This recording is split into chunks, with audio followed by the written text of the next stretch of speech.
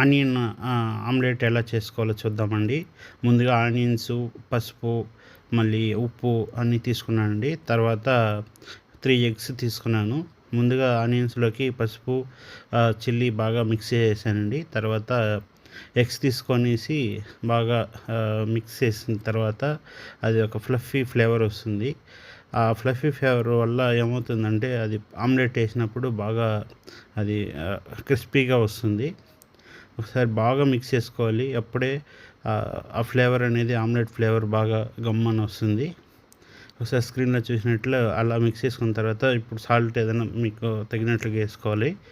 ఏసుకున్న తర్వాత బాగా మిక్స్ చేసుకొని నేను ఈరోజు ఐరన్ తవ మీద చేశానండి. ఐరన్ తవకి ఫస్టు ఆనియన్‌తో ఆయిల్ రబ్ చేసుకున్న తర్వాత కొంచెం ఆమ్లెట్‌కి సంబంధించిన ఎగ్స్ చేసుకొని బాగా వేడయిన తర్వాత రబ్ చేసుకోవాలండి. ఇది నార్మల్‌గా ఐరన్ తవ కొంచెం టైం పడుతుంది. మీడియం ఫ్లేమ్‌లో మాత్రమే చేయాలండి. లేకపోతే అది మాడిపోతుంది. చాలా బాగా టేస్ట్ వస్తుంది. ఒకసారి ఎలాగుందో లైక్ చేయి, షేర్ చేయండి.